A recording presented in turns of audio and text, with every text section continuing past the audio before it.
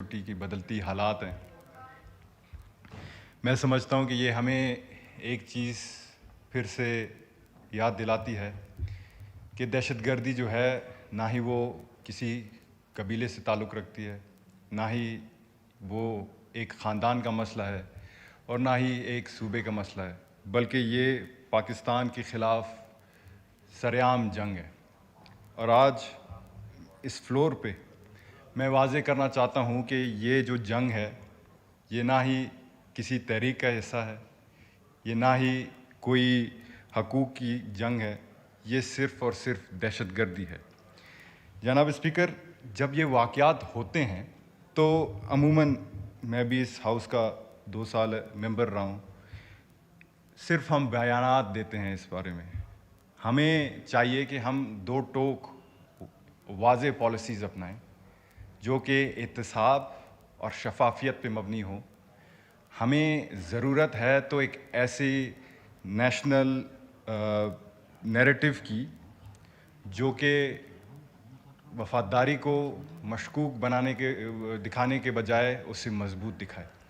जनाब स्पीकर, आज मैं अभी क्वेटा से लौटा हूँ जो कि मेरा हलका है सरियाब। अक्सर जो वाक़यात हुए हैं सरियाब के इलाके में ही हुए हैं और चूँकि मैं सन ऑफ द सॉइल हूँ तो मैं समझता हूँ कि इस मौके पे मुझे अपने सिक्योरिटी फोर्सेस को खराज तहसीन पेश करना होगा जिन्होंने जाम शहादत नोश की, ख़ास तौर पर बलूचिस्तान पुलिस, ख़ास तौर पर अफ़वाज पाकिस्तान और उन गाज़ियों को भी मैं सलाम पेश करता हूँ जिन्होंने सीज़ सप्लाई दीवार बंद कर इन दहशतगर्दों का सामना किया। आवाम को भी मैं सलाम पेश करता हूँ जिन्होंने इन दहशतगर्दों को रद्द की। जनाब स्पीकर, ये तो हमारे लॉ इन्फोर्सिंग एजेंसीज़ का काम था। अब आते हैं हमारे तरफ कि हम क्या कर रहे हैं एज ए सियासतदान, as a representative, as a नुमाइंदा, हम क्या कर रहे हैं। आज भी हमारे बुज़ुर्ग बात कर रहे थे तो मुझे बहुत अफसोस हुआ। मुझे इसलिए अफसोस हुआ कि आज भी इस ऐवान में, जनाब स्पीकर अटेंशन, आज भी इस ऐवान में दहशतगर्दी के साथ साथ कन्फ्यूजन पाया जाता है। हम सीधा क्यों नहीं बोल सकते कि इन अनासिर का, ख़ास तौर पर BLA जैसे अनासिर का, BLF जैसे अनासिर का, फितनतुल हिंदुस्तान जैसे अनासिर का क्या किरदार रहा है माजी में? हम क्यों उनको हकूक़ के साथ जोड़ते हैं?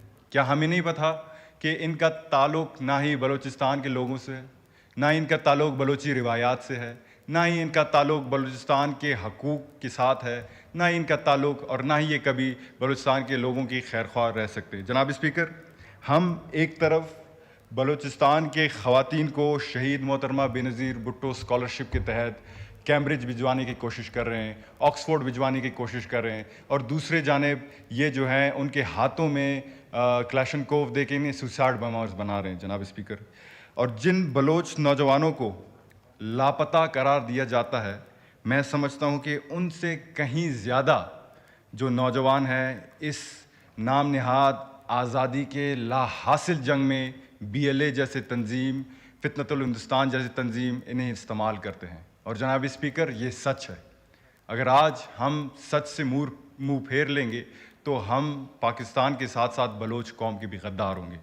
जनाब स्पीकर, कॉन्स्टिट्यूशन ऑफ पाकिस्तान के बाद, चार्टर ऑफ डेमोक्रेसी के बाद एक हमारे पास प्लान है जिसे नेशनल एक्शन प्लान कहा जाता है। हमने तो प्रॉब्लम्स के ऊपर बात की, अभी इम्प्लीमेंटेशन के ऊपर भी बात करनी चाहिए कि हम क्यों फेल हो रहे हैं, कि नेशनल एक्शन प्लान पे हम क्यों नहीं बात कर सकते। हमारे वज़ीर दिफा साहब यहाँ पे बैठे हैं, हमारे बुज़ुर्ग हैं, उन्होंने इस जंग को कहा कि ये हकूक़ की जंग नहीं। मैं उनसे एक सीधा सवाल करना चाहता हूँ कि ये पैगाम आप किसको दे रहे हैं?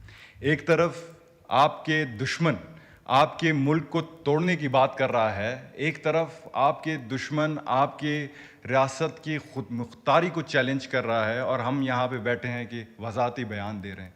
जनाब स्पीकर, मैं समझता हूँ कि बलूचिस्तान के हकूक़ का जो जंग है वो कभी भी बंदूक से नहीं होगा, और माजी में भी हमने देखा कि इसी पार्लियामान से बलूचिस्तान को हक़ मिले हैं। हमारे राजा साहब ने आगाज़ हकूक़ बलूचिस्तान की बात की।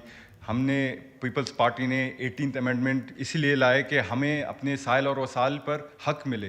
तो जनाब स्पीकर, हम इन जो कहते हैं कि ये हकूक़ी जंग की लड़ाई, हम इसे मुस्तरद करते हैं। اور یہاں بیٹھے میں سمجھتا ہوں کہ بلوچستان کے نمائندے اس چیز کے گواہ ہوں گے. جناب اسپیکر, ایک اور افسوس کی بات ہے کہ ایک بہت بڑا ثانیہ ہوا ہے بلوچستان میں. یہاں چاہیے تھا کہ انٹیریئر منسٹر خود بیٹھتے, لیکن افسوس کے ساتھ وہ یہاں پہ نہیں ہے. اور جب بھی ایک واقعہ ہوتا ہے تو وہ پہنچ جاتے ہیں کوئٹہ اور بیانات دیتے ہیں اور پھر چلے جاتے ہیں. میں سمجھتا ہوں کہ یہ جو ہے, کبھی وہ کسی ایس ایچ او کا ذکر کرتے ہیں تو کبھی پتہ نہیں کیا.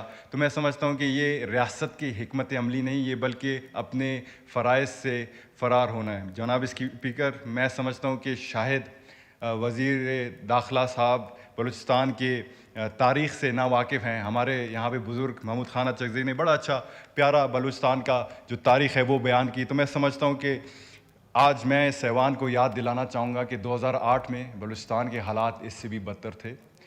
بلوچستان میں جب یہ وہ وقت کی میں بات کر رہا ہوں جب پاکستان کا پرچم لہرانا تو دور کی بات, اسے دیکھنا بھی گناہ سمجھا جاتا تھا.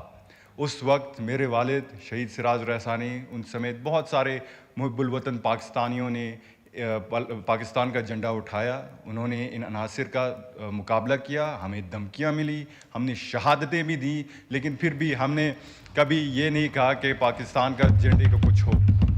اور آج میں ان عناصر سے پوچھنا چاہتا ہوں کہ یہ انہیں لگتا ہے کہ یہ بلوچستان آزاد کریں گے؟ کیا بشیر زیب کو لگتا ہے کہ وہ ایک ہونڈا 125 پہ بیٹھ کے بلوچستان کو آزاد کرے گا؟ کیا یہ بھول گئے کہ بلوچستان بہادروں کی سرزمین ہے؟ کیا یہ بھول گئے کہ بلوچستان ایک ایسی سرزمین ہے جہاں پہ صرف وفادار اور بہادر پیدا ہوتے ہیں؟